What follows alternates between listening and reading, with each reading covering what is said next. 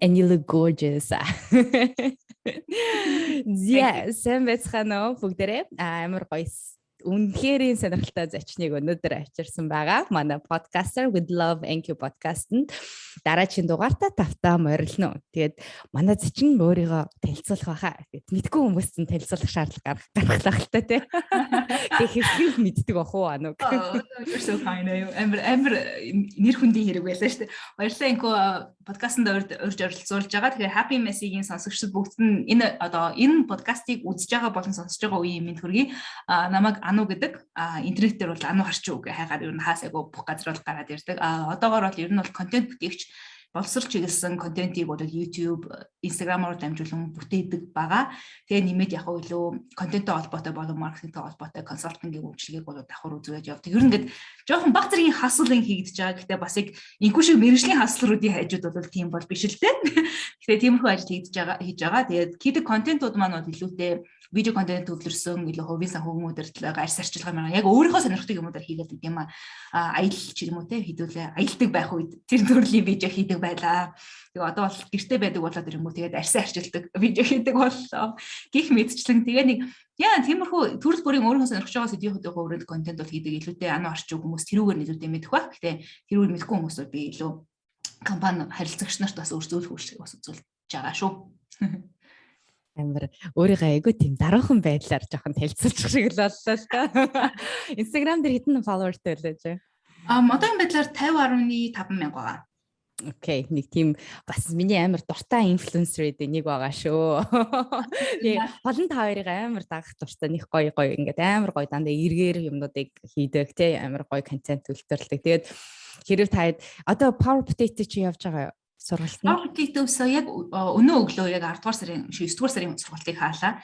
Тэр хийсний дараа нөгөө 9 сарын сургалтанд дуусангууд дахиад 7 хоног нөгөө нөхөж үзэх боломжийг олгоод яг 10 сарын 7-ныг дуусгаад би яг өнөө өглөө хичээлүүд архивлсан. Nice. Тэгэд жоохон одоо юу Power Potato-г хэрэгцээ та хэд мэдэхгүй бол бүтэн сарын турш Ану болон хулан маань өөрснөө яг өөрснийхөө хийдэг өөрснийхөө хувьд айгуу тийм мэрэгчсэн одоо би бүр эксперт болсон төвшөндөө гой ингээд сургалтууд контентууд өгдөг байгаа шүү. Тэгээд бүтэн сарын хөтөлбөр тэгээд айгуу боломжийн үнэтэй санагдчихсан. Хэд байсан бэлээ? 30 мянгаар чарж болсон шүү дээ. Тэгэхээр өдрийн нэг хичээлийг 1000 төгрөгөөр гэж л үнэлж байгаа юм байна. Тэгээд нөгөө early bird гэдэг нөгөө арай эрт бүртгүүлэх юм бол 25 мянга төгрөгөөр чаржилжсэн тохиолдолтой. Альтины энэ бол 3 раунд явчлаа л да. Яг нөгөө Instagram-ийн private хаягийн давуу талыг бас ашиглаж үзээд тэгээд нэгний өдөр нь болохоор нэг хичээл нийтлэгдээд хоёрны өдөр нь хоёр дахь хичээл нийтлэгдээд үндсэндээ өглөө болгоно нийтлээд байсан учраас хүн өглөө босоод яг нэг юм их сурах боломжтой байгаа байхгүй. Тэгэхээр заавал юу сурах вэ биш альтны хөтөлбөрөөр гараад өгч юм уу өглөө босонгуудаа за хүчрэг төгсгийн ажлыг сурах шүү гэсэн юм зорилготой бодох чигээд яг хоо бит хоёр манай инкоо бас амар мэржлийн гэж бас айгүй тийм өргөж хэллээ баярлалаа инкоо. Яг хоо яг гол нь нөгөө бит хоёр аль аль нь хулан бит хоёр бас нөгөө нэг тийм мэржлийн хэмжээнийх биш юм аа одоо яг бас нөгөө эмч биш вэж эмчилгээний одоо эрүүл мэндийн зөвлөгөө өгөх жоохон утгагүй байдаг штэ. Тэгэхээр тийм агуулгаараа биш илүү одоо чинь би бол Google календарыг яаж хэрэглэх вэ? Эсвэл ингээл bullet journal-ыг яаж хэрэглэх вэ гэдэг ч юм уу те илүү үр дүнтэй хэрэглэх аргууд гэдэг өөрсдийнхөө биеэрээ туулж олж мэдээд биднэрт ямар одоо байдлаар ашиглаж болж исэн бэ гэдэг туршлагаа бол хуваалцах байдлаар тийм хичээл өгсөн юм. Тэгээ нөгөө Instagram дээр видео хэлбэрээр нийтлэжсэн учраас Instagram-ийн пост чинь нөгөө нэг видео чинь 1 минут хүртэл байдаг штэ. Тэнгүүтээ минутаар нэг гүйлгээд ингээд үзэхээр 9 панел орж байгаа. Дээдл нь 9 минут гэсэн үг байхгүй. Тэр өглөө бол хүн бол 9 минутыг өөрөө өөртөө бол зориулж чадна штэ. Тэгээд яг тийм одоо бодолтойгоор бит хоёрын тийм эхлээд 5 сар, 6 сар, тэгээд 9 сард ингээд яваад 3 удаа яваад ингээд дуусж байгаа юм. Хамгийн сүүлийн endeavor, хамгийн сүүлийн одоо хийж үзсэн project-ийн хувьд бол нэг иймэрхүү байгаа. Яа тэгээд ягаад энэ талаар яриад байгаа вэ гэхээр Ану бит хоёрын өнөөдөр ярилцах байгаа сэдв айгу хүн болгонд айгу ойр сэдв байх гэж бодож байна. Тэгээ хувь хүний санхүү. Тэгээд түрүүн би одоо мэрэгжлийн гэж хэлсэн. Уг нь би мэрэгсэн гэж хэлэх шиг болсон. Гэхдээ мэрэгсэн. Тийм мэрэгжлийн одоо би жишээлбэл яг бас яг адилхан санал нийлдэг л дээ. Ингээд яг эрүүл мэндийн одоо жишээлбэл эмч биш болол яг эрүүл мэндийн одоо зүгсэн дээр ингэдэж шүү, тэгдэж шүү гэдэг юм дээр ярихаас илүүтэйгээр хэрэгцээ чи одоо ингээд яг хувьдаа ингээд бүүжог айгүй олон жилийн турш ингээд төтлөөд явцсан тий. Өөрийн хувьд бүр ингээд ингээд миний хувьд миний зүгээс болохоор миний хэрэгэлдэг аргачлал нь энэ байна гэж хуваалцаж ярьж байгаа хүмүүсийг би бол мэрэгсэн хүмүүс, экспертүүд гэж боддог. Яг бол хоёр талын юм орж байгаа шүү дээ. Зарим нэг нь теори одоо жишээлбэл яг нэг одоо анги дотор суралдаг ганц нэг хоёр зүйлүүд. Тэгээд яг амьдрал дээр хэрэгжүүлээд суралцсан байгаа хүмүүсийн ингээд ялгааг одоо тэрүүгээр дамжуулт гарах байх гэж найдаж одоо боддог. Дээрэс нь тэгээ тийм болохоор харин яг мэрэгсэн хүмүүс тэгээд амар гой контентууд би та хэдийн юу гэж ингээл хараал яж ясан чаа бүж өөх хөтлөхтэй санхүү хувийн санхүү байх нүүрний арьс арчилгаа гэх мэтчлэн ерөөсөл эмэгтэй хүнд юу хэрэгтэй байж болох үс байгаа. Тэгэл тэр болгоныг бараг заадаг айгуу гой хөтөлбөр байгаа шүү. Тэгээд далимд нь ингээд сурталчилчээ дараачихыг. За тэгээд хоёлаа яг гоё сэдв рүүгээ орохоос өмнө болохоор би тодорхой хэмжээнд чиний бас бэкграундыг хүмүүст хэлсэн зүгээр ах гэж бодож байна. Яг бол өмнө бас яг одоо ингээд хаслар хийхээсээ гадна тий. Яагаад энэ яриг өршөөлөн сонсох хэрэгтэй юм бэ гэдгийг тэгэж төхөө. Би за нөө сая ямар даруухан өөрийгөө танилцуулчлаа гэж байгаа энийг хэсэг нь одоо би өргөсөд нөгөө ажиллаа хийх хэрэгтэй болж байгаа биш үү? Ажиллаа хийгээ. Сая би өнгөрсөн оны за 2020 оны 11 сарын хүртэл бараг 8 жилийн хугацаанд яг миний ажлын гараа бол яг Bloomberg телевизтэй холбоотой байсан. Илүү медиа салбартууд ажиллаж байсан. Дотроо тэнд байхдаа бас яг Bloomberg телевиз, тэгээ Forbes Mongolia сэтгүүлтэй бол бас хөдөлмөрийн гэрээтэй бас яг ажил хийж байсан. Яг энэ үеэрээ бас яг иймэрхүү медиа салбарын юм яг яаж юм бичих үү, яаж зөв бас яг өөрийгөө илэрхийлэх гэдэг зүйлээр асар их зүйлийг бас сурч амжиж чадсан гэж боддог. Хамт тэр юмыг бас зааж өгсөн эдгээр хэтрүүдээ бас баярлалтай. Тэг яг энэ хугацаанд илүүтэй нөгөө анх оюутан байхдаа нөгөө их сургуулийн төгсөх курстэй байхдаа шууд ажиллаж эхлээд орчуулагчаар эхэлсэн. Нөгөө сүүлийн семестр дээрээ би нөгөө дипломын ажил бичихгүйгээр шалгалт өгөө төгснө гэж шийдсэн байхгүй. Тэнгүүт нөгөө амар их цагтаа болчт юм биш үү? Тэнгүүт за ажилд оръё гэж яваа. Тэгээд яг 2013 оны 2 сард байхгүй.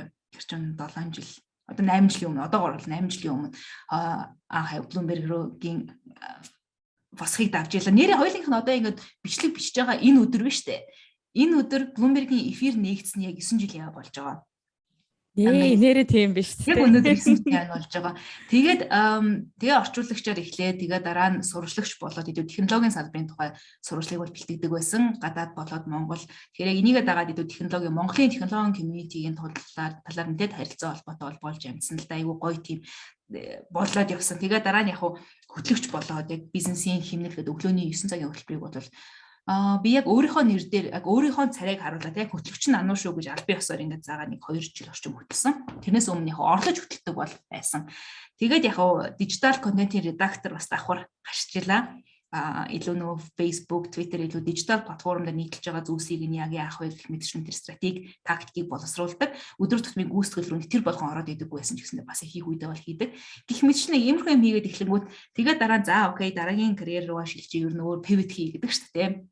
Бараг 8 жил болчлоо гэдээ ингээд шилжиж үзэхэд яг аргагүй яг энэ компани дээр яг технологийн салбар хариуцдаг байсан. Нэмээд илүү дижитал технологи, дижитал медиа гэдгийг нэгдэг байсан шиг тэрэн дээр нөгөө мэрэгшсэн учраас яг тэрнээсээ яг юм технологийн салбар руу яг pivot хийж орж ирж илээ. Гэтэ би өөрөө нөгөө инженер биш учраас мэдээж шууд нөгөө инженерингийн технологийн компанид инженерингийн төслүүдийг хийж чадахгүй ч гэсэндээ тэр салбарын компаниудыг яаж supportж болох вэ гэх нөгөө илүү медиа илүү маркетинг магадгүй контент надаас би яаж дэмжиж болохоор тэрүүгээрээ л дэмжиж гэсэн агуулга гэж бодоод л ерөнхийдөө pivot хийсэн л дээ.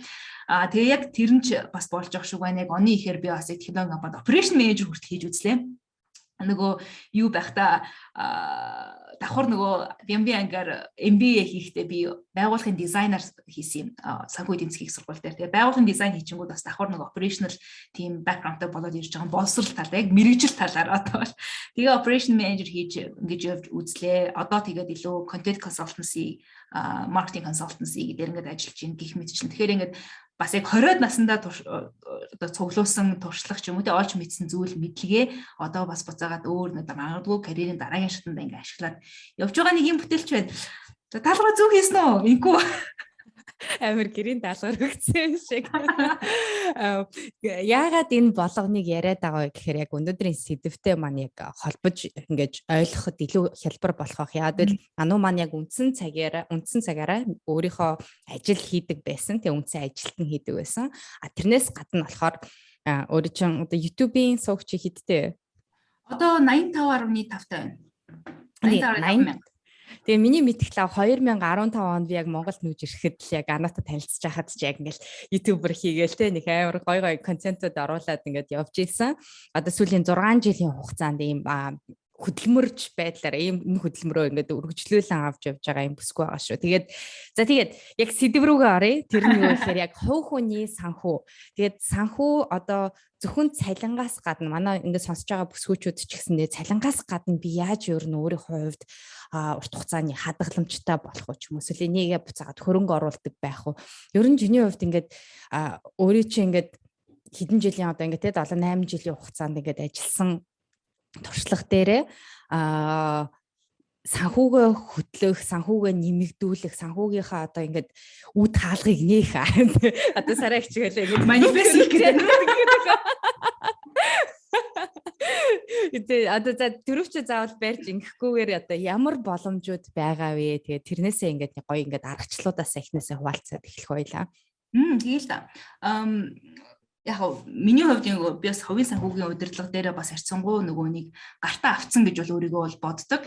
Гэтэ би тэгэл нэг их баяжаал амар ингээд тэгээ дараа юм бол надад бол байхгүй. Гэтэ зүгээр ямар ч байсан ингээд тухтай зөв удирдлагатай бол явж байгаа гэж өөрийгөө боддог. Тэгэхээр зүгээр надад анзаардаг нэг зүйл юу байсан гэхээр би яг одоо юу яадаг вэ? Бүх орлого зарлага бүртгэдэг байхгүй юу? Нэг юм аппликейшн дээр ингээд бүх орлого зарлага бүртгээд явдаг. Тэгээ орлого зарлага бүртгээд яваад эхлэнгүүт миний санаанд хамгийн түрүүнд ингэж пюн гэж орж ирсэн юм юу байсан гэхээр Монгол улсад нөгөө нэг Монгол улсын хөдөлмөрийн тухай хуулийн дагуу заяа. Хөдөлмөрийн гэрээгээр хөдөлмөр эрхэлж байгаа бол тухайн ажил олгогч чинь нөгөө нэг тухайн шинэ ажилтны цалингаас нь тий нийгмийн дадлын шимтгэл, хувийн орлогын албан татварыг суудгаж аваад тэгээ цаашаага нөгөө нийгмийн дадлын санд нөгөөдхийг нь одоо төсөвт төвлөрүүлдэг байхгүй юу?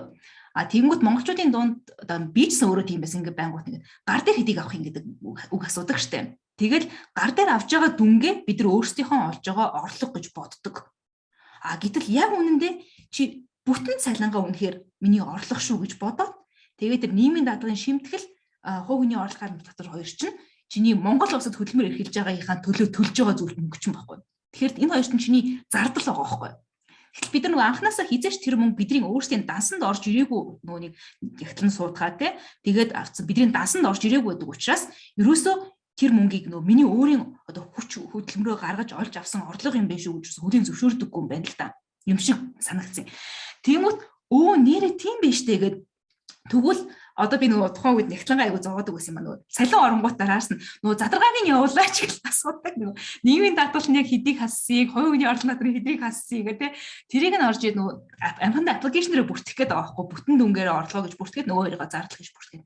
Тэгээд ингээд зардалтай бүртгэхэд эхлэнгүүт надад яг анзаарчихсан нэг зүйл юу гэсэн хэрэг би буцаагаад яг нөгөө заримдаа мэдэн дээр ингээд гардаг штэ. Дандаа ихэнхдээ би муугар хэлж байгаа юм биш шүү. Гэтэл ахмад насныхан те татвар төлөгчдийн мөнгөөр хайсан зүйл гэл ингээл ярьдаг штэ.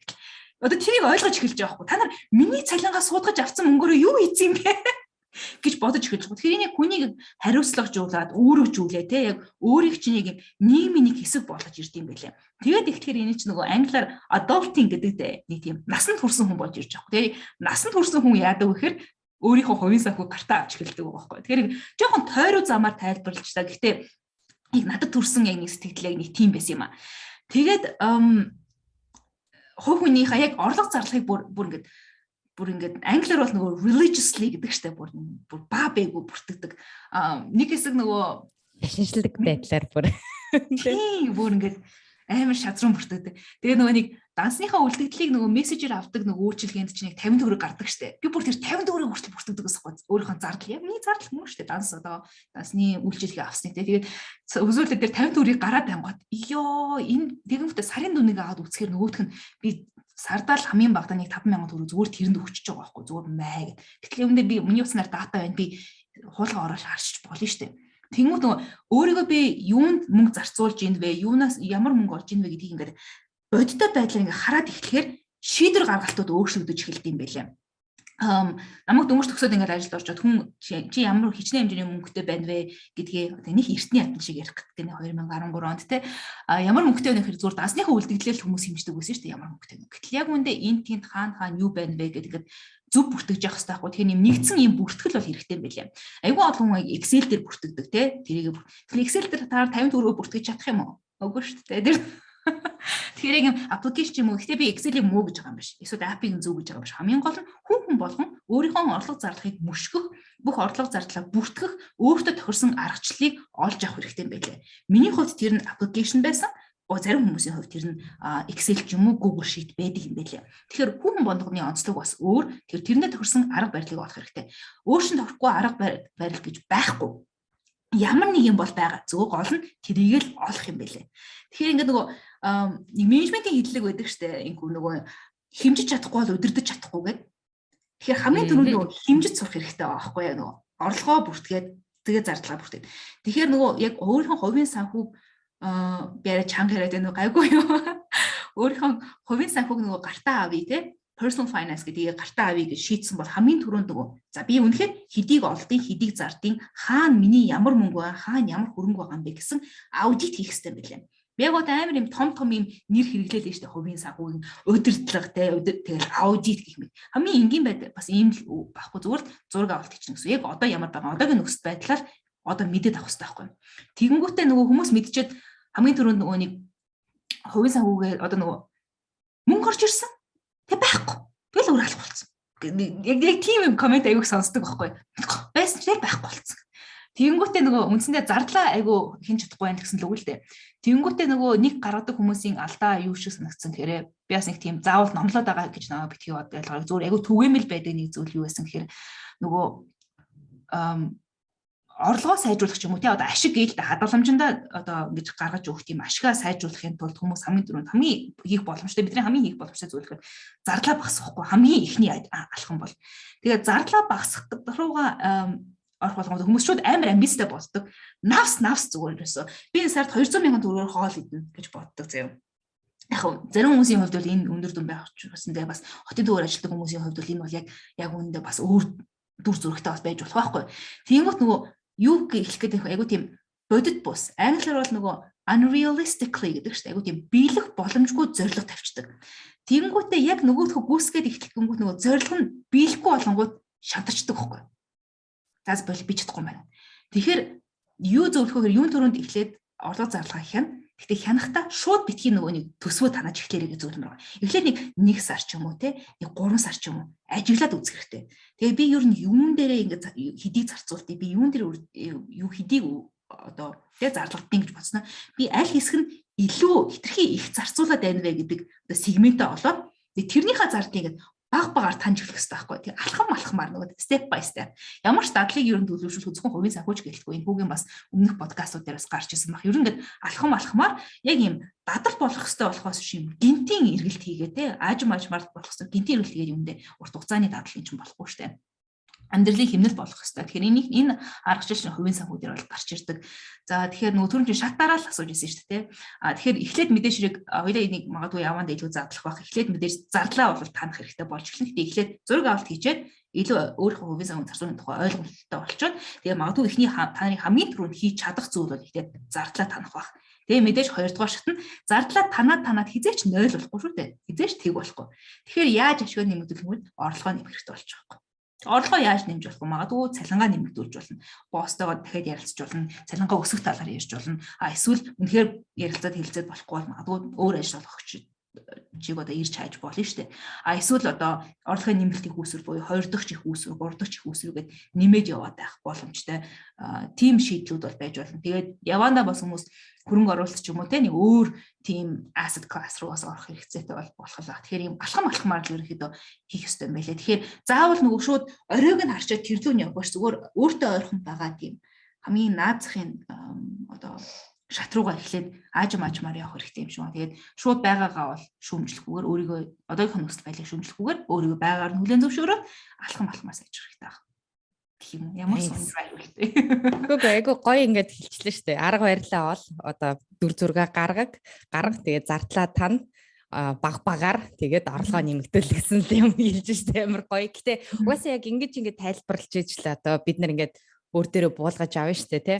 Тэгээ түрүүнийг яриан дунд чи ингээд орхигдчих шиг надад бол яг бас нэг ойлгомжгүй байсан зүйл нь одоо дансанд байгаа үлдэгдлэл яг ингээд тооцоолно гэж ярьж ирсэн штэ. Тэнгүүтээ өөр эн тент байгаа зүйлүүдэд бас тооцоол гэдэг нь тэр нь яг ямар очиртай юм бол нөгөө нэг анх нөгөө банкны данс болгоо бид ганцхан харилцах данстай эхэлдэг штэ нэг. Тэр нь зөв банк ороод наваа төлбөрийн карт ав гэсэн ингээд нэг төлбөрийн карт аваад яг нөгөө төлбөрийн карт нь ардаа нэг харилцах данстай холбоотой. Тэгэл тэр нь ганц данс нь тэр хүний бүх мөнгө тэр дансанд байдаг.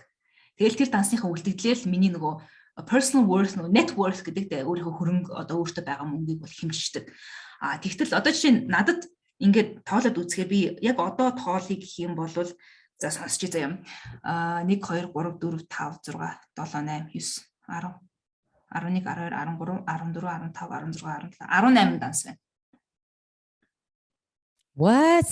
Харин тийм ээ. Хитрхи олон уу? Магадгүй зарим нь тэгж магадгүй. Гэхдээ энэ байгаа нь тодорхой надад бол зоригтой байгаа байхгүй юу?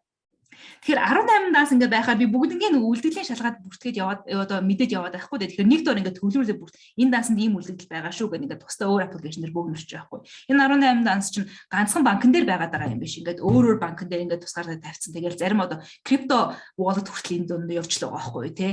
Тэгэл нэмэл одоо босод одоо өөр нөгөө санхүүгийн өөр wallet-ууд байгаа штэ Монгол төгрөгийн wallet-ууд ч байна. Тих мэтийн нийлүүлээд бүгд ингээ 18 данс болчихж байгаа байхгүй.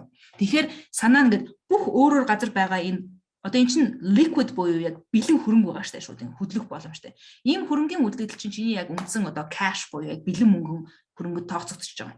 За энэ дэр чинь нэмээд бас дахиад assets буюу яг хөрөнгө байгаа даа. Байртай байж болно, машинтай байж болно, мотоцикл хөдлөх үл хөдлөх хөрөнгө тий. Тэрнийхээ үнцний хүртэл одоо энэ дээр бүртгэдэг байхгүй. Дотор нь айгүй гоё ингээ нөгөө payment accounts гэдэг яг дансууд байж хахад other assets гэдэг asset-ууд байгаа байхгүй. Одоо энэ дээр үнцаас бас маань хүртэл энэ дээр ороод ирсэн байх жишээтэй. Тэгэхээр нөгөө нэг дор ингэ цуглуулж аваа гэж аа. Чиний мөнгө бол ганцхан дансанд ч байгаа үлдэгдэл биш олон ийм нөгөө дансанд хуваарлаж бол өдөртөх нь илүү бас оновчтой байж болох юм а гэдэг агуулгаар хэлсэн. Nice. Тэгээ яг одоо айгүй бол хүмүүс ингээд за ингээд баахан юм яриад байдаг. Тэр апных нь нэр нь юу юм бэ гэж надаас ингээд дараа нь дандаас үтгэхгүй. Апын нэр нь юу юм бэ? Одоо би чамд ихэнх classic social media creator тэгээ бүтээгч хүний аргачлалаар хэлье заяа. Би энэ аппликейшнаа хэрхэн ашигладаг болоод яаж ашиглах нь боломжтой вэ гэдэг талаар YouTube видеог тусна хийсэн байгаа. Тэгэхээр энэ видеог энэ хэрэв YouTube дээрээс энэ подкастыг үзэж байгаа бол видео доор тайлбар хэсэгт хэрэв подкастын бусад аппликейшнуудаас үзэж байгаа бол мөн description хэсэгт холбож өгсөн байх болно. Awesome. Яатай. Тэгэхээр Анугийн маань яг тэр видео хэсгийг нь очиж үзээрэй. Сонирхоорой гэж хэлмээр байна те. Яг за тэгвэл хоёлаа ингээд бүх үйл хөдлөлтөөгөө ингээд бүртгэгчлээ. Гэтэ энэний одоо яг зорилго нь яг юу вэ? Зүр юу байгаагаа л ойлгох гэдэг юм уу? Юу байгаагаа ойлгох гэдэг. Тэгээ нөгөө сараа ихч хоёрын дөрөвний хэлсэн шиг бас тэрнтэй айгу төсөө сонсогдож магадгүй. Уучлаарай. Гэхдээ нөгөө би яг тэр дэмжээ гэсэн үг шүү. Manifesting гэж нэг юм байдаг штэ. Ер нь ингээд миний нөгөө өглөө болгоны дадал байдаг байхгүй юу? Би босоод банкныхаа аппликейшн руу орж үлдэгдлээ шалгадаг. Би ер нь мөнгөтэй байгаа хүүхэн мөн үү биш үү гэдгээ шалгадаг. Нэг талаас энэ чинь бас нөгөө нэг манай ээжсүүд ярих юм өөртөө дуудаж байгааг хэлбэр байхгүй. Би ямар утгагүй айгу марсан сонсогдож байгаа гэдгийг бол ойлгож байгаа, ухамсарлаж байгаа шүү манайхаа. Гэхдээ ямар тааш нөгөө тэгдэг. Тэгэхээр нөгөө нэг хаана юу байгаа билээ гэдэг ингээд мэдчих явах зориулалттай. Тэгээд нөгөө дансынхаа үлдэгдлийг ч юм ингээд нээж ингээд хараад ингээд бас ингээд ажиллаж явах чинь бас юм сэтгэл ханамжтай өөртөө амар self confidence буюу өөртөө итгэл өгдөг штэ. Тэгэхээр би яг нэг тиймэрхүү юмд итгэл үнэмшлэн маань бас баяждаг, тэр нь маань хангагддаг төрлийн хүн юм байна л да бодвол. Тэгэхээр тийм зориулалттай. Гэхдээ яа би амар шундалтай хүүхэн шиг сонсогч юм аа. Гэхдээ яах. Үгүй. Өстө үгүй шүү. Би яг энэ дээр нэг нэмээд зүгээр хэлчмээр байгаа зүйл нь мөнгө тооцоонд бол дуртай. Яах аргагүй. Тэр бол хүн юу авчрах гэж байгаа. Тэгээд түрүүний нөгөө нэг тэр сараа ихч гэж яриад байсан юм чинь одоо manifesting буюу өөрийнхөө хувьд байгаа гэдэг сэтгхүүтэйгээр надад хангалттай байна гэдэг. Одоо би яг нөгөө нэг саяхан Изабелия буюу орсоор орч ирээд одоо хоёлаа баахан загнуулна англи мó баахан нэг томьёо нэр томьёог одуулаад байгаа шүү дээ. Нэг abundant гэдэг нэг abundance яг тий орсоор орохоор яг Изабелия байхгүй юу? Яг орс би чамд тэрийг хэлээд байна гэж мэдсэн юм л та. Яг хангалттай хангалуун гэж хэлэх хэрэгтэй юм шиг байгаа. Тэ нөгөө яг үнэ. Дутхгүй юугаарч дутхгүй гэсэн л нэг тийм ойлголтын хүрээнд яг энэ сэтгүү энэ нэг сэтгэл зүйн нэг юм яваад л байлээ л дээ. Яг угаасаа YouTube дээр байгаа энэ хувийн санхүү ярьдаг хүмүүсийн амд ч гэсэн энэ үг амар ороод ирсэн байлээ. Гэхдээ бас нэг бодоорой бүгдээ яг энэ үгийг ашиглаж байгаа юм одоо бүтээгч болох нэг дор бас биш. Энийг бас эсрэгээрээ нөгөө нэг юм жоохон лойрын шинжтэй бас ашиглаж илээ. Тэгэхээр шууд бас тэр болгоо бас битгий итгээрээ нөгөө илүү юмыг бас авах гэхийн ухаанаар хандах хэрэгтэй шүү. Тэрийг бас хальт хэлчихээд. Тийм яг үнэ. Одоо яг юмыг ингээд баланслаад ингээд явж байгаагийн бас гэтээ яг баланслж явах нь бол айгүй зөв. Хин танд ямар мэдээлэл өгч гин үнэхэрийн цаашаа танд одоо хэрэгцээтэй гэдгийг нь буцаагаад яг түрүүний Ану хэлсэн. Өөр өөрсөндөө тохирсон арга барилаа ол. Очоод зүгээр санхүүгийн лойрд очихгүй л бол таны хувьд юу тохирж байгаа вэ гэдгээ хуваалцах нь өөрсөндөө ингээд олж мэдж авах ч айгүй чухал одоо зүйлүүдийн нэг ялангуяа бид нар шиг одоо тий өнөөдрийн нийгэмд гэхдээ яг түрүүний abundance буюу надад байгаа гэдэг тэр сэтгэл зүйн одоо тархины чин өөрийн чинь хувьд гаргаж байгаа энергийн төвшөнд буюу физик, математик, химийн төвшөнд хүртэл ингээд тэр болгоно нотлогдсон зүгээр нэг одоо тий бид нар нэг сүнсний талаар юм яриаггүй тэр чинь яг ингээд цаанаа ингээд батлагдсан байгаа зөндөө олон шинжлэх ухааны үндсэлтэй зүйлүүд бол байдаг тий. Наацхан нөгөө тухайн хүний өөрийнхөө сэтгэл зүй бэлдэж байгаа байхгүй. Тэгэхээр магадгүй тийм нөгөө нэг магадгүй чиний стрессийг алга болгочихж байгаа байхгүй. Тэгэхээр магадгүй тийм стрессгүйгээр өөрөө илүү үр бүтээлтэй ажиллах ч юм уу те өөрөө илүү гараасаа юм гарах боломжийг магадгүй бидэрт нээж өгдөг байж болохын бас тэ нэг тийм зовлонг нь гэтлэгчж штэ. Яг үнэ. Тэгэхээр бид нар байхгүй гэж харахаасаа илүүтэйгээр бүх одоо өнөөдөр дансанд одоо жишээлбэл за нэг хэдэн мянган төгрөг те 100 мянган төгрөгтэй өглөө гэж ботсон ч гэсэн цаанчин таны ингээд амьдарч байгаа орон сууц зэн те танд ингээд байгаа зүйлүүдээ бас бүртгээд явах нь айгу чухал зүйлүүдийн нэг гэж би амар гоё яг энэ чамаг энэ талаас ерөөсөө ярина гэж бодоагүйсэн би зүгээр өөрийнхөө зүгээс нэмий гэж бодож исэн чинь айгу гоё хилчлээ тэгэхээр хоёлаа яг амар on the same page яг адилхан утсан дээр байгаа юм байна. За тэгээд зардлаа хоёлаа ингээд дүр зургаа гаргачлаа. Тэгээд түрүүн ингээд зардлаа танах гэж ярьж штт те. Зардлаа танах дээр ингээд чиний ингээд жишээлбэл баримталдаг нэг дүрм журам ч юм уу эсвэл те тийм юм байна уу?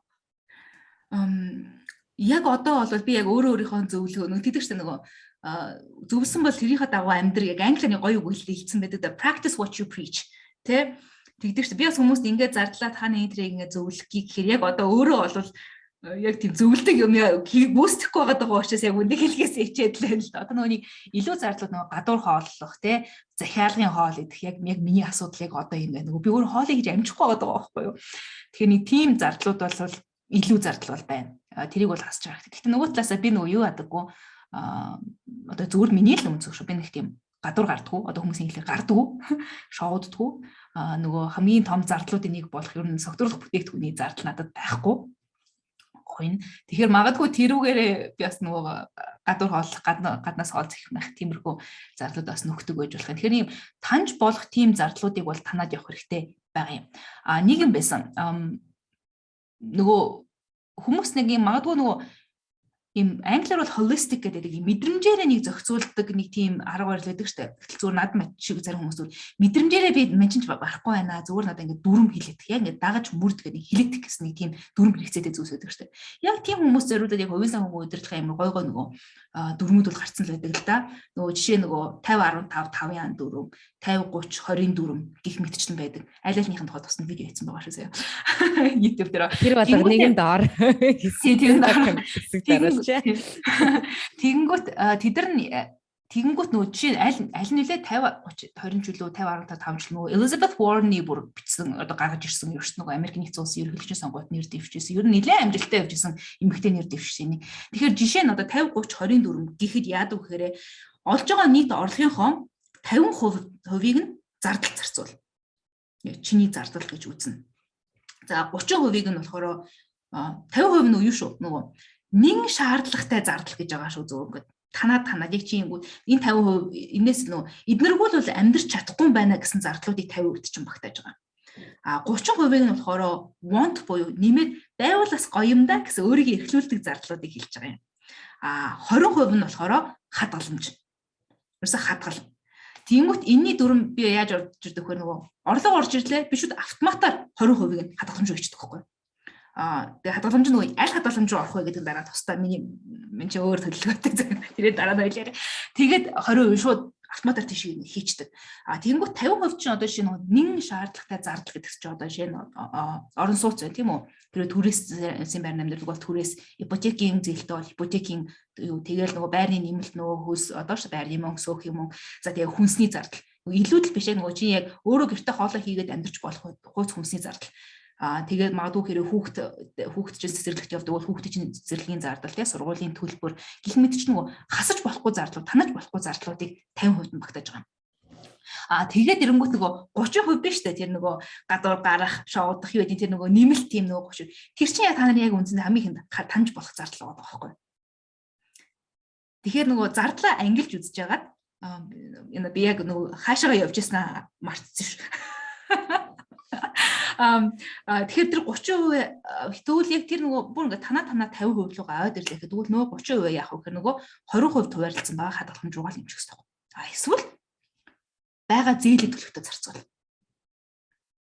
Сая нөгөө 50% нь хэрвээ ипотекийн зээлтэй бол ипотекийн зээлдээ төлж байгаа мөнгө чинь 50% нь багтж байгаа шүү дээ. Тэг нөгөө 30% илүү төлөлт болгоо хийчих болно шүү дээ. Эсвэл хадгалж болно өөртөө минь. Хэрвээ ипотекийн зээлтэй байгаад болвол магадгүй нөгөө хадгаламжийн хүнээс чинь бага зээлийг үүдээ шүү дээ. Тэгэхээр магадгүй хадгалахны илүү үнэтэй байж магадгүй. Та нарт яг аль нь тохиромжтой байна тэрийг өөртөө энэ дээр болон тэрийг өөртөө сонгож болж байгаа юм. Тийм. Тэгэхээр нөгөө зардлынхаа төрлийг л ангилж үзээд нөгөө яг тэгээ ингэхдээ нөхөн өөрөө өөртөө айгу шудраг байх хэрэгтэй. Нөгөө ганцаараа иймэрхүү юм ганцаараа сууж байгаад хийвэл зөв. Нөгөө өөрөө өөртөө шудраг зүгээр өөрөө өөртөө ч харгисан ч байна нөгөө битгий өөрийгөө хуурна. Чи өөрийгөө хуураад хаа болтох вэ тийм биз. Тэгээ өөрийгөө хуурлахгүйгээр яг тэр зардлыг боддоор гаргаж үзээд энэ чинь энэ таньж болох зардал нь энэ юм. Энэ яг тэр нөгөө хүслийн зардал юм байна. Энэ нь миний хэрэгцээний зардал юм байна гэдгийг ангилж үзэж байгаад тэгээ магадгүй тэрийг яг төсөөлж үзэж байгаа. Тэгээд түрүүний хэлжсэн баг багаар тань гэдэг шиг нөгөө 30% тэр чигээр таньж ус хэрэггүй шүү дээ. 5%, тэгээд магадгүй дахиад 10% ингээд тийм болохмаар бас явбал зүгээр ах. Нөгөө яг шууд нөгөө инк тиг гэдэг ингээд хилчингүүд нөгөө хүн болгоны нөхцөл байдал өөр учраас шууд нөгөө нэг дүрмийг бас өсч чадахгүй байна л та. Тэгэхээр нөгөө аргачлал нь нэг иймэрхүү тэгээ энийг та нар өөрсдөө зөксүүлээд өөрсдөө аваарай гэдэг мессежийг өгөх гээл иймэрхүү жоохон тойроод яриад байгаа шүү. Бас өсч хүмүүс бушуу хэлчихгүй ямар ядаргаатай бэ гэж байгаа бол нэг тийм үнслэлтэй. Үгүй ерөөсөө тийм юм байхгүй. Манай сонсогч нар амар гоё ингээд нээлттэй юмыг хүлээж авдаг тийм ингээд яриаг ингээд айгүй гоё хүлээж авдаг. Би харин хаяада ингээд YouTube руу ороод нөгөө нэг комментэдэг уншихаас хаяада имээдэг. Яг подкастын доор орж ирж байгаа хүмүүс нь болохоор айгүй гоё яг хэрэгцээ өөрснийх нь төлөө тэднэрт ядаж нэг жоохон ч гэсэндээ зүйл ингээд мэдүүлчих юмсан гэсэн л зорилготойгоор л энэ болгоныг хийж байгаа шүү дээ. Одоо 5:27 цаг 19 минутанд баярлалаа. Ингээд бичлэг хийсэн сууж ахыг байна. Намрын сүүлийн өдрүүдийн нэгтэн те. Элэж бол насны 2 хүүхэн 5 дахь орой.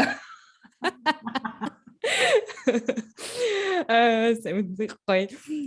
Би гэхдээ яг энэ төрөний зардал дээр чинь би нэг нэмээр байгаа зүйл нь одоо чипт хоёр шиг би одоо жишээлбэл охинтойгоо хоёулах нь амьдардаг те. Тэгээ Хонконгт амьдарч байгаа хүмүүсийн хувьд болохоор гэртээ хоол хийж идэх нь надад гадуур хоолсноос илүү үнэтэй тусдаг.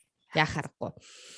Би тэгэл одоо жишээлбэл нэг хил төмс нэг юу инээтерээ гэл юмнуудыг аваад хоол хийхэд чинь надаас хамаагүй их нэгдүгээр цаг зарцуулдаг, хоёрдугаар миний зардал гарч байгаа нь хамаагүй өндөр тусдаг. Тэгэл тэнгуут чинь бид нар бодонгууд би зардлаа танахын тулд яаж байгаа гэхээр гадуур хоолж байгаа нь миний хувьд болохоор илүү чиний нөхцөл таарж байгаа байхгүй. Тий. Тэгэхээр тэр болгоныгоо бид яг түрүүний Анугийн хэлсэн шиг яг өөрснийхөө нөхцөл байдал дээр хараад зардал маань хаашаа явж гэн те. Хаашаа одоо бид нар яавал илүү зардлаа танах боломжтой вэ гэдэг янз янзын аргаар туршаад үз. 7 хоног нэг байдлаар яваад үз. 7 хоног нэг өөр байдлаар яваад үз те. Тэгээд тэнчэнээсээ харангуй за энэ чинь л яг манай хувьд хамгийн манай гэр бүлийн бидний хувьд яг тохиромжтой зүйл нь байгаа шүү гэд Б гүбтори ярьж байгаа юмыг дагаадах гэж ерөөсөө хэлээг байгаа шүү те. За тэгэхээр зардлын хувьд ерөнхийдөө ойлгомжтой болчлаа. Айл болох боломжтой болвол тэр зардлуудаа тэр 30% хүсэмжит гэсэн зардлууд руугаа ороод тэрийг хадгаламж руу хий эсвэл би гэтээ тэрэн дээр чинь яг санал нийлэхгүй байгаа шүү. Зүгээр шууд хэлмээр байгаа. Юу гэдэг чинь хүсэмжтэй асуугуудаа бас нэг юм байгаа штэ. Бас хитрхи нөгөө амьдрал бас ч бас амьдрах хэрэгтэй штэ. Амьдралаас аз жаргалтай авах хэрэгтэй байхгүй. Тэгэхээр хэрвээ урт хугацаанд магадгүй энэ дадлаа үргэлжлүүлэхэд чинь чамд 7 хоногт нэг удаа маникюр хийх хэрэг гоё байгаа бол хийгээ штэ you deserve it girl гэхгүй яг хийх ёстой байхгүй. Тэгэхээр нөгөө би нөгөө хүсэмжтэй таньж болох тэр задлыг 100% тань гэж хэлэхгүй. Би харалт ингээд хоёрын өөр маникюртээ сууж байгаа хүн байж. Би энэ дуртай. Би бол хизээч энийг танахгүй. Угаасаа хэдий нөгөө нэг ухаалаг зарцуулъя гэсэн ч гэсэндээ тий. Тэгэхээр яг нөгөө яг чиний нөхцөл байдал дээр зүгээр яг маш хурдтайгаар мөнгө цуглуулах хэрэгтэй байгаад байгаа учраас би зардлаа хурдан таниа гэж шийдээд тэгж явж байгаа бол тэгж амьдж байна. Энэ бол нөгөө байнгын нөгөө мөрдөх зүйл биш байхгүй тий. Яваана тэр нөгөө 50 30 20 дүрм чинь бол яг л стандартчтай 50% зардалтай 30% тэр өөрийгөө хайрлах юмдаа зарцуулаа. Зарцуул миний хөө гэх нэг бүр заагаад өгч байгаа байхгүй юу. Тэгээ 20% нь хадгалаад байвал зүгээр шүү өгшөө гэсэн байгаа нь зүйл байна. Тэгэхээр нөгөө шууд ерөөсөө нөгөө bare minimum гэдэг чинь хамгийн бага түвшиндээ тулах юм бол яг үүндээ бас хэр удаан тэгсэх вүлээ. Тэгэхээр бас тэрийг бас бодолцож өөрийгөө бас хайрлаж байгаарэ. Чиний саалны хэлэхгүйсэн зүйл энэ үү? Мөн. Тэр нөгөө abundance гэдэг төрөндөө хангалуун байх гэдэг зүйл чинь эмэгтэй хүний би бас нэг боддог зүйл нь ингээд өмнөх ингээд мөнгөтэй одоо тодорхой хэмжээнд одоо санхүүгийн аюулгүй байдал те санхүүгийн хангалттай ингээд байгаа сэтгэхүйн хувьд цаана одоо байгаа зүйлүүдийг бас нэг судлах гэж айгүйх оролддог байхгүй. Тэгээ тэрэн дотор болохоор эмэгтэй хүн яг тухайн гэр бүл дотроо ялангуяа хосороо байгаа бол эмэгтэй хүн амар аз жаргалтай. Эмэгтэй хүн joyful буюу тэр нэг одоо амьдралын амт шинийг те мэдэрч чаддаг дээжэж тухайн гэр бүл рүү энерги нь хүртэл яг тийм хэмжээнд нь одоо мөнгө санхүү ингээд орж ирэх үндэс нь болдог гэж маш олон газар ингээд мэдэгдсэн хилцсэн тэрийг ингээд би бол хувьдаа бол яг тэгж боддог. Тэгээ би хэр аз жаргалтай байж чадчихээн тэр хэмжээгээр манай гэр бүл илүү гоё байна те гэдэг тэр зарчмыг хөдөлдөг болохоор тэр 30% дээр миний бүр ингээд дотор ингээд аралцалцаад ингээд суугаад байсан. Тэгээ бол айгүй экстрим кейс аахгүй юу? Экстрим кейс. Амар экстрим. Тийм гэхдээ үнэхээр яг зээлээ төлөөд те үнэхээр бүх юмнуудаа ингээд танах шаардлагатай бол тэр 30% бол айгүй гоё. Ингээд шууд тэр зээл төлөлт рүү ч юм уус л те одоо тэр дараачих нь алхмыг нь хоёлаа яг одоо яри орлого буюу за тэгвэл за нөгөө 20% чин тэгээ түрүүн хэллээ шүү дээ зээлийн төлбөр чин зээлийн хүүчин хадгаламжийнхаас бага байгаа болохоор яах ёстой вэ гэд хаашаа зарцуулах уу гэдвэл орлого талаасаа тэгвэл нэг яриачдаг уу өөрийнхөө хувьд нөгөө орлого шууд нөгөө миний хувьд нөгөө шат дараал яаж явсан гэхээр яг зардал танах хоримтлал буюу хадгаламж бүрдүүлэх тэгээд дараа нь орлогыг сурвалж нэмэх гэдэг ч юм уу тэгж яваадсан байхгүй. Тэгмээд яг сайн магадгүй чиний хэлжсэн нөгөө хангалуун байх, abundant байх гэдэг зүйл дээр магадгүй энэ орж ижиж магадгүй. Би хамгийн эхлээд нөгөө бүрдүүлсэн хадгаламжийн нөгөө дансаас хэлье гэж утсан юм л да. Энэ нөгөө нэг англиар бол emergency fund гэдэг. Монголоор бол би нэг гинтийн эрсдлийн сан гэж орчуулад байгаа юм. Үн гинтийн сан гэдэг байгаа. Тэгэнгүүт нөгөө банкуд дээр гинтийн эрсдлийн сан гэдэг үүсэ тогтсон хэллэг байдаг. Энийг хүүхэн дээрсэн хэрэгжүүлж болох байхгүй. Тэгэхээр энэ яг юу хэлээд байгаа гэхээр нөгөө чи нөгөө нэг санаа зовхгүй байх юм чи яг энэ юм өгөөд байхгүй. Агуулга нь юу гэхээр нэг хамгийн багадаа магадгүй 3 сар дээдл нь магадгүй жил ч юм уу те чи ямар ч орлогогүй болчлоо гэж бодъё. Ажлаасаа халагдаж байна. Яг одоо энэ саний пандемикийн үеэр яг энэ цар тахлын үеэр яг хүмүүс энэ хэрэг болсон байхгүй. Яасан гэхээр гинт ажилгүй болчлоо, гинт чөлөөлөгдчихлөө. Тэгвэл чи маргааш машин чи өдөрөхөд яах вэ? Хаанаас мөнгө олох вэ гэж. Тэгэхээр өөрийн чинь зардлыг хамгийн минимум зардлыг те 3 сар за магадгүй 6 сар та нарын хэрэгцээ ямар вэ? Тэрнээс хамааран магадгүй 1 жилээ ингээд чи хинээс ч мөнгө авахгүйгээр амьдрчиж болохгүй ч мөнгийг нөгөө хадгаламжийн таас нь цуглуулчих хэлээд байгаа юм. Тэгэхээр миний хувьд болохоор ингээд би нэг эхлээд яг 3 сар болгож зорьсон. Тэгээд дараа нөгөө 3 сар дараа чинь нөгөө гинэт бас айж хандгүй байна шүү. Дараа нөгөөдгөө 6 сар болгочихж байгаа юм. Сая нөгөө нэг ажлаас гарахаас өмнө болохоор би 1 жил болгоцсон байхгүй. Тэгээд бас магадгүй боддгий яг нөгөө цар тахлын үеэр амар өнгөрөө ажлаасаа 11 сард те өргөдлөө өгөөд гарахтаа би дараа би ямар өнгөрөө байна гэж өөрийгөө үнэхээр бодож байсан байхгүй. Бүр хүмүүс энэ чи ажилгүй болоод те зарим нь ингээд компани зогсоод ингэж яхад чинь би ингээ шилбэлцэд гараа явж ийн гэдэг чинь үнэхээр өнгөрөө байгаагийн шинж байхгүй. Гэхдээ бас яг өнгөрөө гэдгийг бас нөгөө талаас нь ойлгоор би үнэхээр бас өөртөө ихтэй аюулгүй мэдрэмж надад төрсөн байхгүй. За би жилийн дотор бол би ямар нэгэн байдлаар өөр юм бол хийж чадна уу? Би угаасаа өөр хүмүүс намайг сонирхоод угаасаа ажилд орно консалтенси хийгээ нэг болчихно гэж бодож байсан учраас би тийм нөгөө нэг юм санхүүгийн дэрэг ил та тийм зүйлтэй байсан учраас ийм шийдвэрийг гаргаж чадж байгаа байхгүй. Өмнөх тооцоонуудыг ямар ч асуудалгүй нөгөө дасаас шилжүүлэл ингэ шийдэж чадж байгаа байхгүй. Тэгэхээр иймэрхүү нөгөө мөнгө юм болгоныг авдаг одоо авч чаддаггүй гэдэг чтэй авдаггүй. Гэхдээ мөнгө юм аюулгүй байдал юм нэг юм аюулгүй байна гэдэг мэдрэмжийг бол авч чаддаг байгаа байхгүй. Хангалтыг авч чадаад байгаа байхгүй тий. Тий, би 50 унтаж чадчих штэ. Яана ажилгүй болчлаа гэж бодохгүй чадчих штэ тухайн үед те. Тэгээд бодохоор айгу гоё. Тэгээд тэр хуримтлалыг бол хамгийн түрүүнд цуглуулсан. Тэгчээд дараа нөгөө зээл төлөлт рүүгээ орж эхэлж байгаа байхгүй. Нэгд анхныхаа би нөгөө асуудалгүй одоо за нэг жил зажгүй явчих юм байна гэсний дараа зээлийнхаа илүү төлөлтүүдийг бол хийж эхэлж байгаа юм.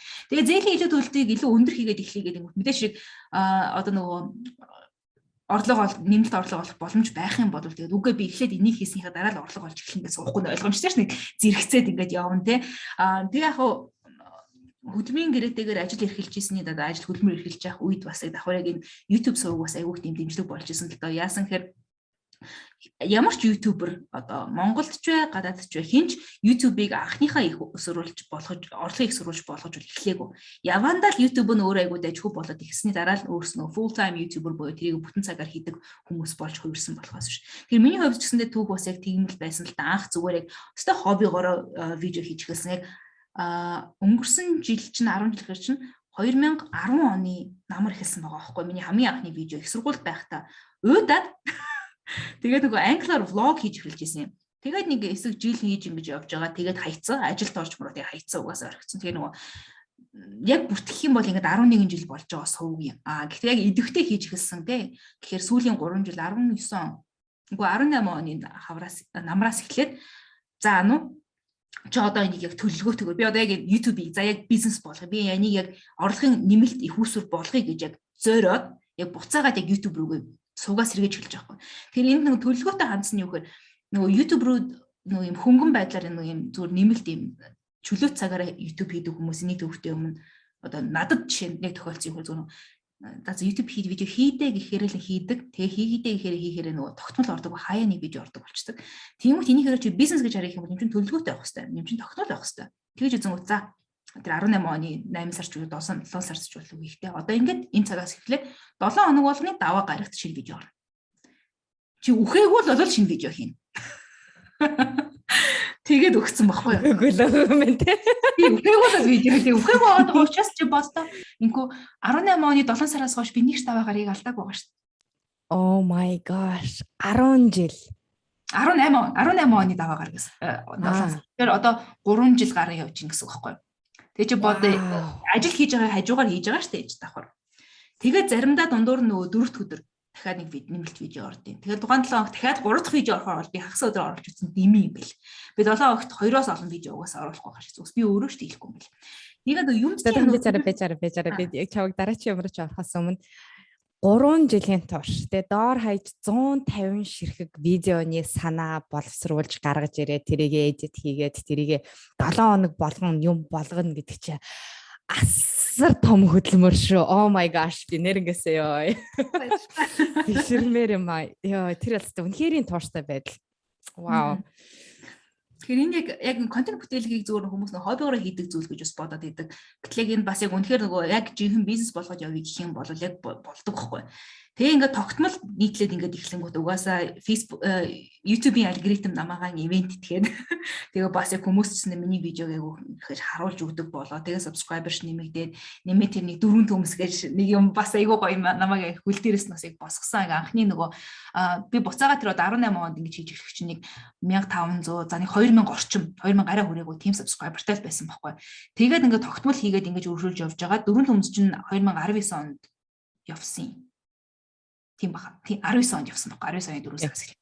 Тэгэнгүүт нөгөө тустай айгу хүмүүсийн өөр хийдэг юм контент хийдэг болоо тэрэнд оролцоод ингээд эхлэнгүүт яг хүмүүс энэ хийн сэг хийн пүүн хийн хулан хийн нанун хийн гэдэг ингээд бодсонгууд яг тэр нөгөө тэр контент дээр миний байгаа энэ байдал таалагддаг хүмүүс нь за анууг орж дагыг ануу өөр юу хийдэг юм гэр дагыг гэж орж ирэнгүүт намайг бас нөгөө нэг монгол хэл дээр одоо инфлюенсер гэдэг юм л да болгож байгаа. Гэхдээ би энэ үгэнд айгуу дургуул та. Юу гэхээр инфлюенсер гэдэг үг чинь өөрөө контент бүтээгчдийг маркетинг өнцгөөс гарсан үг байхгүй юу? Тэр өнцгөөс нараа тайлбарласан. Энэ хүний тэр маркетингийн хийх гэж байгаа компанид ямар үйлчлэг үзүүлж чадах вэ гэдэг талаас нь харсан байхгүй юу? Би болохоор өөрийгөө контент бүтээгч гэж боддог. Тэгээ контент бүтээгч, за магадгүй харилцагч, тэгээ үзэгч гэсэн гурван тал гурлаа ингэж ялж чадчихвэл энэ бол айгүй гоо ашигтай контент болчих. Би яг аль болох team контент хийхийг бол хичээдэг.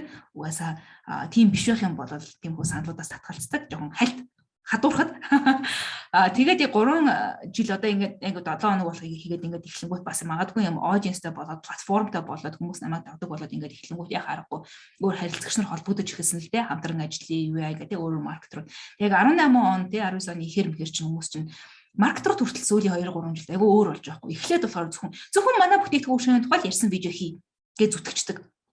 Тэгээд миний нөгөө надтай ингэж тохирсон те нөгөө миний ярьдаг агуулгад тохирж байгаа нүдэд окей түүнийг ингэсгээд ингээд хийчихүү гэх нэг болдог. Тэгэхгүй зарим нь надруусан ингээл автомашины тос яриулах гэсэн ингэж орж ирсэн тохиолдол байна. Тэгээд би яаж автомашины тос ярих юм бэ? Уучлаарай би танаа харилцах хүн биш байна. Ингээд өндөр дүн санал болгосон. Yes. Яг үнэхээр зөхгүй гоохгүй юу те. Тэгээд ингээд яг би ч бас үзэгчээ хүндлэх хөстэй хичнээн мөнгө өгье гэсэн чигэндээ тэр болгонд ингээд явахгүй штэ мэдээж хэрэг зөхгүй байна уучлаарай. Саналаас нь баярлалаа. Гэтэ би таны хайж байгаа хүн бол би бишээ гэд ингээд явчих байхгүй. Тэгэхээр ингээд нөгөө өөр харилцагчтай ингээд ажиллаад ингээд эхлэнгүүт бас яхааргүй энэ чинь дахиад нэг орлогын их үүсэр болчихж байгаа юм л да. Нэмэгдээд бас яг юм контент бүтээлийн орлого гэх мэтээр ингээд ороод ирж байгаа байхгүй. Тэгээд бас зөвхөн бас энийг чинь бас тогтвортой байлгана гэдэг чинь бас өөрөө айгу авиас юм байл л дээ. Давхар нөгөө авиас ч гэжтэй зүгээр бас нэг ажил хөдөлмөр юм байлээ. Нөгөө гэрээгээ зөв уншин нөгөө тохиролцоогоо зөв хийн яг deliverables буюу яг гүйцэтгэх ажлын жагсаалтынхаа дагуу яг цаг хугацаанд нь юмыг нь гүйцэтгэж өгнөд. Хэрвээ яг тэрэн дээр амар хариуцлагатай байгаад ингэж эхлэх юм бол тэр харилцагч чинь чамтай дахиж ажилладаг байхгүй. Тэгээд дахиж ажиллана гэсэн чинь ирээдүйн орлогыг баталгаажуулж байгаа хэсэг. Тэгэхээр нөгөө ганц удаагийн нэг удаагийн ажил хийжэл дуусгах гэдэг гэж одоо харьцах биш. Ингээд нөгөө зөв айгүй мэрэгжлийн байгаад эхлэх юм бол контент бүтээгч нар бас айгүй мэрэгжлийн үйлчлэгээ үзүүлдэг бас хүмүүс уг нь юм байгаа юм. Яг хүмүүс яг бүгдээр бас тийм биш байж болно. Гэхдээ нэг тийм өнцгөөс нь бас хараасай гэж бас нөгөө олдох эхлэх боломж гарах болгонд хэлдэг байгаа шүү. Яг саяны Анугийн хэлж байгаа юм дээр би нэг бас нэмээр байгаа зүйл нь юу гэхээр айгу high integrity буюу айгу өөрийнхөө хувьд нэг жанжин шугамаа тогтооцсон.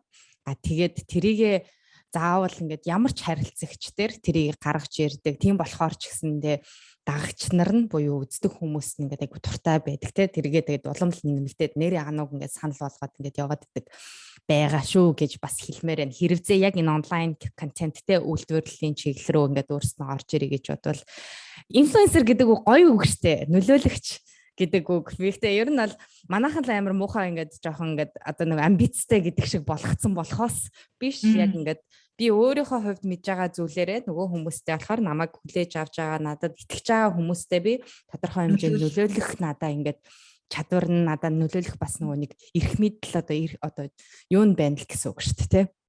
Хүмүүстэй тодорхой хэмжээ мэдээлэл өгөх тий. Олон дагагчтай хүн болгоныг инфлюенсер гэж нэрлэлсэн шүү дээ. Гэтэл яг үүнд олон дагагчтай хүн болгон нөлөөлөгч биш байхгүй юу? Тийм биш биш. Шууган дагагчтай мөртлөөсөө яг нөгөө conversion rate ямар байгаа вэ гэдгээс хамаарч бас тэр чинь яг нөлөөлөгч мөн үү биш үү тодорхой шүү дээ. Тэнгүүд бидэрт Монголд нөгөө зөвхөн монголч гэлтгүй ер нь л олоноос ер нь олон дагагчтай хүн болгон инфлюенсер гэж нэрлэлсэн байдаг. Яг үүндээ бас тийм биш байгаа байхгүй. Тэгэхээр нөгөө үгнийхээ утга учирыг бас ингэж бодож тэг жоохон тунгааж нэрээ тийм дээ гэж бас бодож ивэл бас зүгээр л юм да.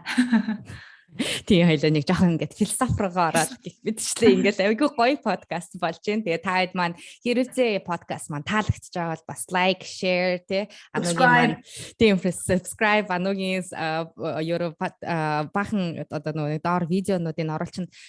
Нэг асуух гэсэн зүйл хадгаламж дээр бас видео байгаа юу? Хадгаламжийн тухай илүү нөгөө төрөний 50 30 20 шүү дээ. Тэгэл 50 15 5 тэрийг илүүтэйг ярьж байгаа. Тэгээд тэр гинти эрслийн сангийн тухай бас би даасан видео байгаа. За тэгвэл хадгаламж дээрээ чи түрүү хэлсэн штэ ингээд нэг нууцлаг хитэн данстай гэсэн тэр нууцаа хуваалцсач тэгэл.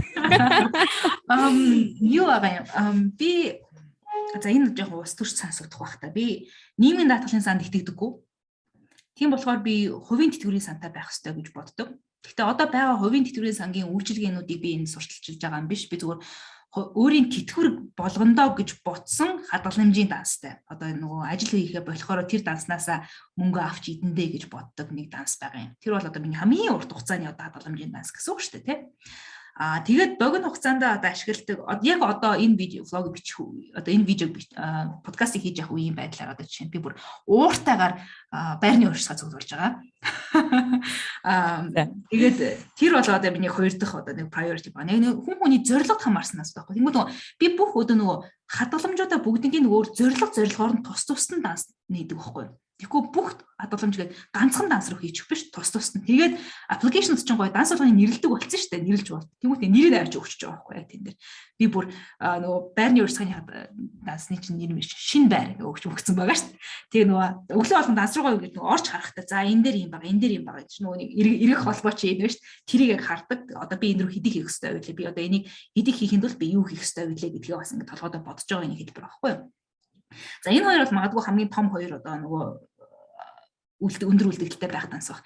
Тэгээ хамгийн гоё одоо бас данс нь хэрэг аялал гэдэг данс байгаа. Жил болгон би тэрлүүгээ нөгөө хоримтлалаа хийж байгаа л тэгэл аялах боломжтой болохоор зүгээр тэрнийхээ үлдэгдлийг зарцуулдаг. Тэгэхгүй нөгөө байгаа нөгөө хааны тийшээ явна гэхээр за тийшээгээ юу аялах тийм дундаж төсөв юу байдаг юм байна гэдгийг гуглдж байгаа ч юм уу айгүйх тийм YouTube видео мөж үзэж байгаа. За энэ ойролцоогоор ийм болох юм байна гэж бодоод өөртөө төсөв зоогоод тэгээ зоригтойгоор тэр хөдөлмөрлөлөө хийж эхэлдэг. Аяллахаа нас руу тэгээ нэгд үлдэгдэл ингээ хүрчих юм бол тэгээд аялахад бэлэн болчлоо гэсэн үг болчихж байгаа байхгүй. Тэгээд бас өөр зорилготой одоо жишээ нь яг одоо би нөгөө бүгдээрээ ингээ пандеми цар тахал болоод ингээд гэрээс ажиллах офисын ач холбогдол яг өндөр болчлоо. Тэгээ яг одоо бас нөгөө гэрээс ажиллах офисоо бэлдэх тэрэнд төхрүүлсэн тоног төхөөрөмжийн юм авах гэдэг нэг данс нэг бас байх жишээний. Тэрээс аваад алхмын зарцуулаад эхэлсэн л дээ. Гэхдээ ямар ч гэсэн нөгөө хөдөлгөх хөрөнгөн тэндээ байж идэг ч сэтгэлд амар байгаа байхгүй юу тийм. Тэгээд нөгөө давхар бас нөгөө хизээш хоримтлал хийж байгаагүй хүмүүс зориулсан одоо нэг хоримтлын дадлыг бий болгох зорилготой нэг гоё аргачлал байдаг. 52-7 оны хоримтлал гэдэг нэг одоо юу гэдэг хэв маяг. Тэрийг би яг 2020 оны яг 1 сарын 1-нд анх Instagram дээр зарлажсэн байхгүй юу. За би 52-7 оны энэ оны турш хоримтлал хийн. Ингэхдээ би 52-7 оны хоримтлал гэдэг арга барилыг баримтлана. Гэхдээ би өөр нөө тэр үед тэр хийж байгаа үедээ би хоримтлал хийж цуглуулж чаддаггүй хүн байгаагүй шүү дээ. Гол нь миний өөрийн комьюнити намайг тойрж байгаа энэ хүмүүст магадгүй надтай хамтдаа хоримтлал үүсгэж дадлыг өөртөө суулгах боломжтой юм шүү гэдгийг бас ухааруулъя. Хамтдаа энэ бүтэн жил тойрс жилийн турш үргэлжлэх туршилтанд хамт оролцох гээд тэгэж эхэлж ирсэн. Тэгээ 1 сарын 1-нд яг тэрийгэ зарлаад тэгтээ би 52 хоног бас нэг өөрчлөөд эхний 7 хоног 52,000 төгрөг, 2 7 хоног 51,000 төгрөг, 3 7 хоног 50,000 хийгээд явна гэж байгаа. Эсвэргээрээ бас эхний 7 хоног 1,000 төгрөг, 2 7 хоног 2,000 төгрөг гэдэг гих мэтээр ингээд нөгөө хийж явах аргачлал байгаа. Тус нь видеогоор бас видео блог бас байгаа. Тэгээд тэрийгэ хийгээд ингээд явж байгаа тим данс бол байгаа. Тэр нэр нэг сонин түүх хаалцгаа тэр нөгөө 2020 онд би тэрнийхээ тухай блогоо зарласан чинь шууд миний тэр агуулгыг барьж аваад нөгөөтг нь телевизийн мэдээ болсноо нэг лууврны видеоны гарц зураг мөрөгч миний дэвтэрний тэр зургийг болгоод явцсан ч байж ах шиг бүр яг миний тэр хүн өстой viral болох нь бол болсон. Шууд нөгөө блог бичээд нөгөө эхлээд нөгөө видеогоор биш блогоор зарласан учраас бүх текст нь би бичсэн байгаа штэ. Тэгсэн чинь компаниуд шууд нөгөө компани хувь хүмүүс биш компаниуд бүр нэр төртэй компаниуд миний блог тэр чигээр хуулж аж тавиад өөрийнхөө сошиал контент болгож нийтлээ зөө их сурвалжтай өрдөхгүй те ингэж яах. Тим юм үйлдэл хүртэл хийгээд хит хитэн компани тийм гараад марцсан юм болсон тийм ч. Нэрийг хэлээ.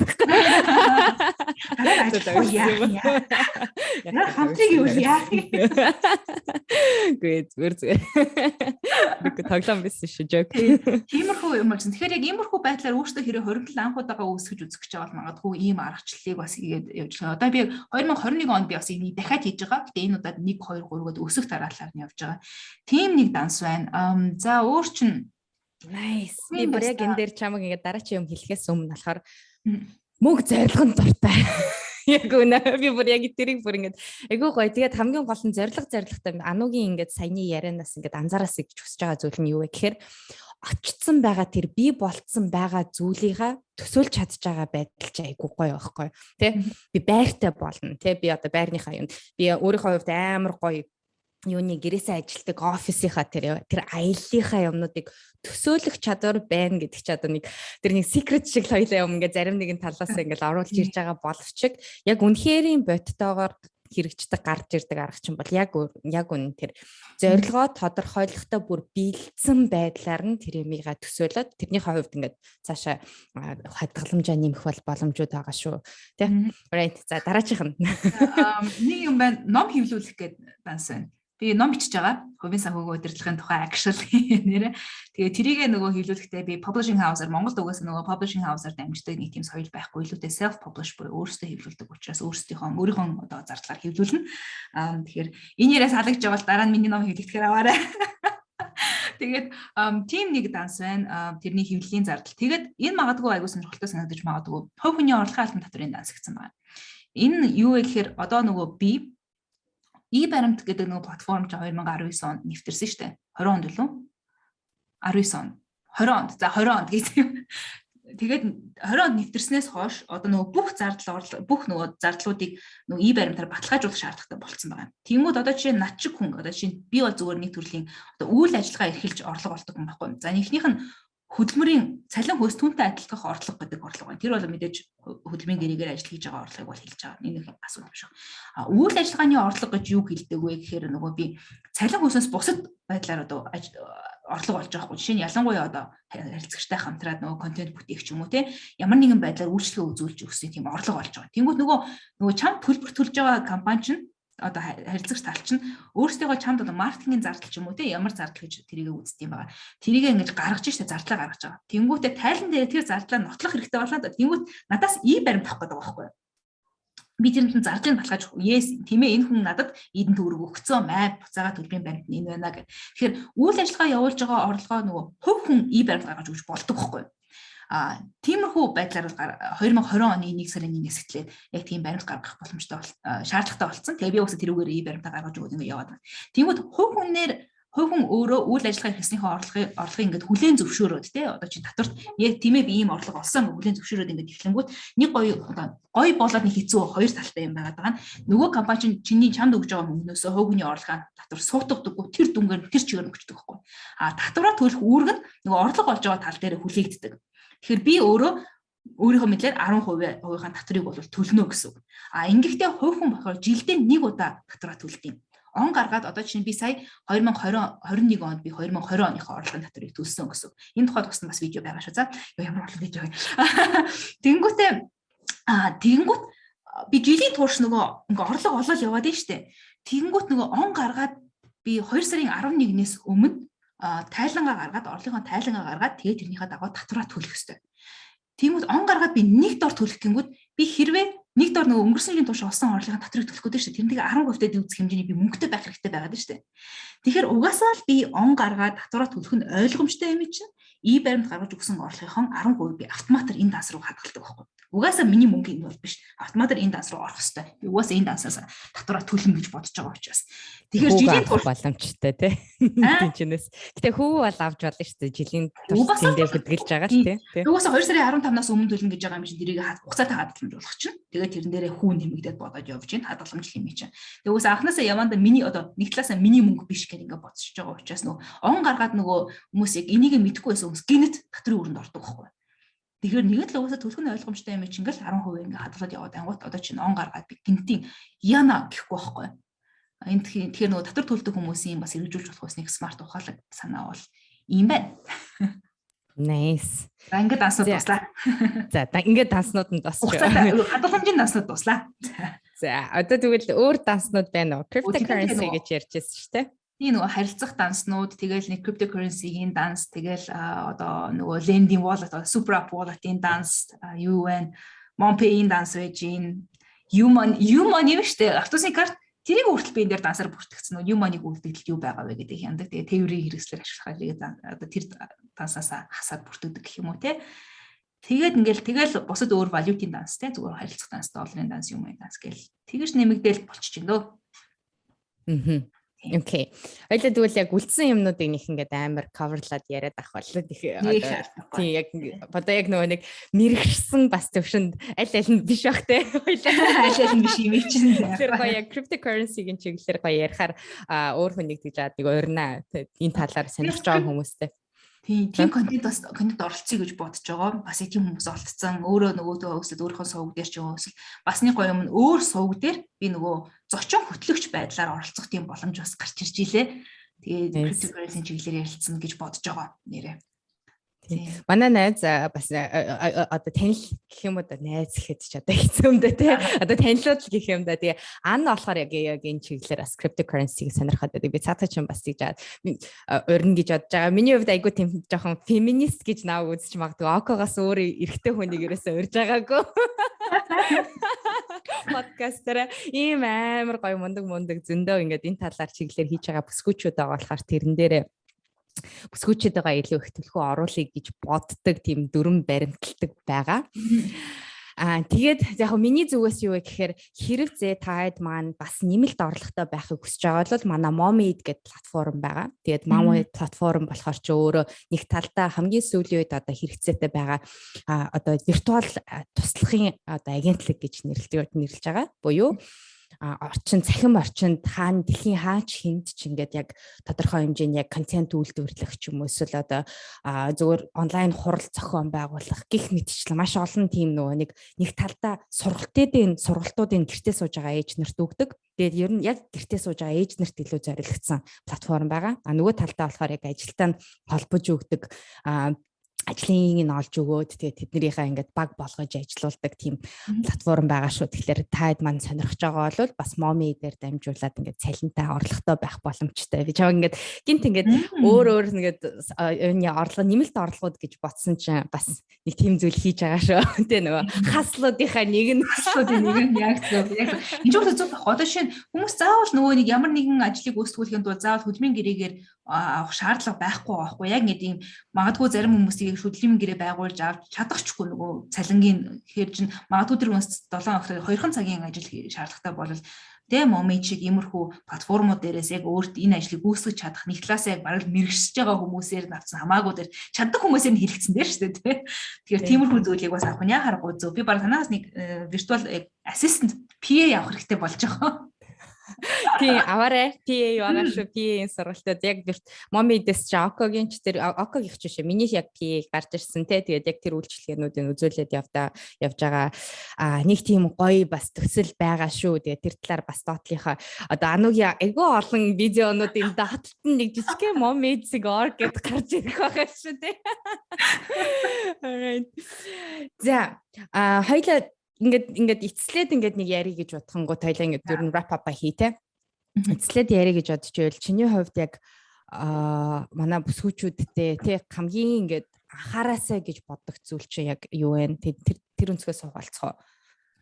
За яг хувийн санхүү рүүгээ татаад ирээ л да зүгээр миний өөр үгээр үнээр хэлж чадахгүй нэг эмзэглэж явдаг нэг зүйл юу гэхээр бас эмэгтэйчүүд илүү бас сайн Momid-ийн асуудалч гэсэн хөндөглөө бас ингээ гэртэй байгаа тийм магадгүй хүүхдээ харж байгаа. Энэ бол хөдөлмөр энэ нөгөө үнэлэгддэг хөдөлмөр байхгүй. Үнэхээр хөдөлмөрийг хийдэг.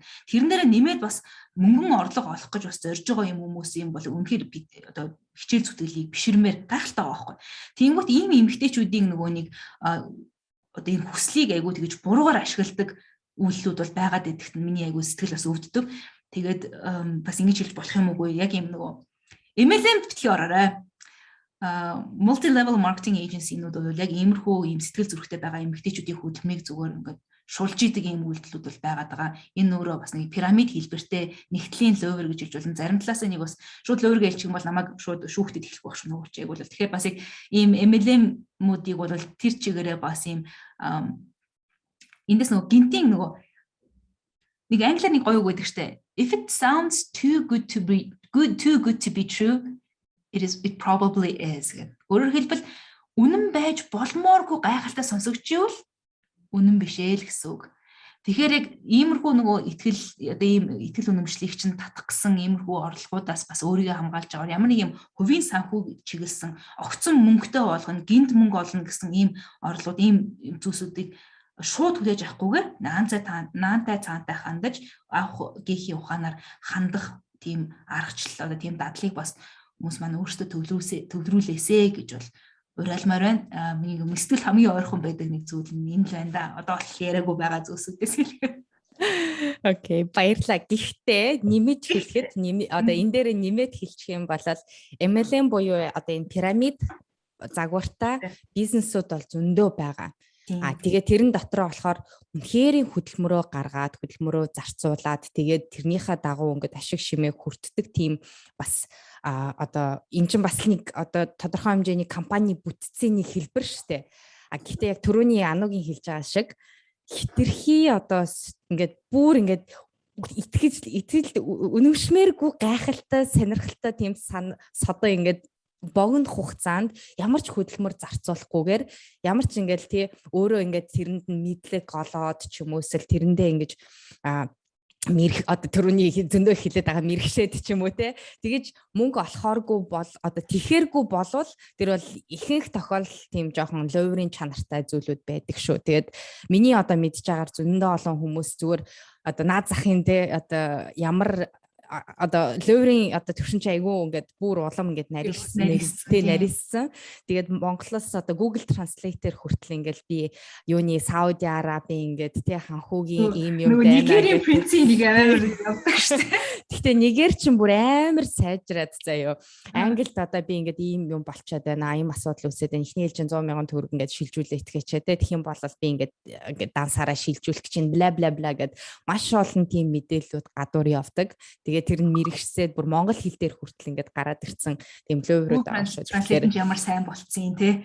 Тийм. Тэгээд тийм болохоор яг ямар ч төрлийн MLM ч вэ те тийм гурвалжин хэлбэртэй ч вэ эсвэл ямар ч төрлийн тийм санхүүгийн ловраас өөрийгөө урьдчилан сэргийлэх өөрөө мэдэхгүй болвол мэддэг хүмүүсээс заавал зөвлөмж асуух те гэх мэтчлээ ингээд ганцаараа ингээд нэг $500 сая ингээд таны данс руу чинь шилжүүлнэ гэж ингэж би л одоо 500-аар авах гэж байна гэдэг нэг тийм айгүй олон сэтгэлгээтэй хүмүүс дэлхийд даяар байгаа. Та ганцаараа биш хэрвээ хуурдчихсэн хүн энэ подкастыг сонсч байгаа та ганцаараа биш шүү. Гэтэ заавал давхар ингээд нэгтэлж тиймэрхүү зөөрт бити ороосэ гэж одоо гөхсөх байгаа. Тэгээд ануудаа маш их баярлаа. Хоёлаа ингээд бараг цаг 20 минут гоё ингээд энэ сэдвээр ярилцсан байна. Тэгээд Монголдоо би бол яг хувьдаа яг ийм хуваараа өөрийнхөө хувьд ингэж хувийнхаа санхүү гадагшаа хилдэг, тэрийгэ танилцуулдаг, хүмүүс мэдээлэл хуваалцдаг нөлөөлөгч нарын нэг нь бол яхаарахгүй баг цорын ганц нэг нь Ану гэж хувьдаа боддог болохоор ингээд миний подкастер орж ирсэнд маш их баярлаа. Орж ирсэнд баярлаа. Тэгээд энэ подкастыг одоо энэ мөч хүртэл сонсож хамт байсан сонсогчдоо бүгд нь маш их баярлалаа. Тэгээд тийм яг дуусах шээ. Баярлалаа. Дагараа. Баяртай. За бай.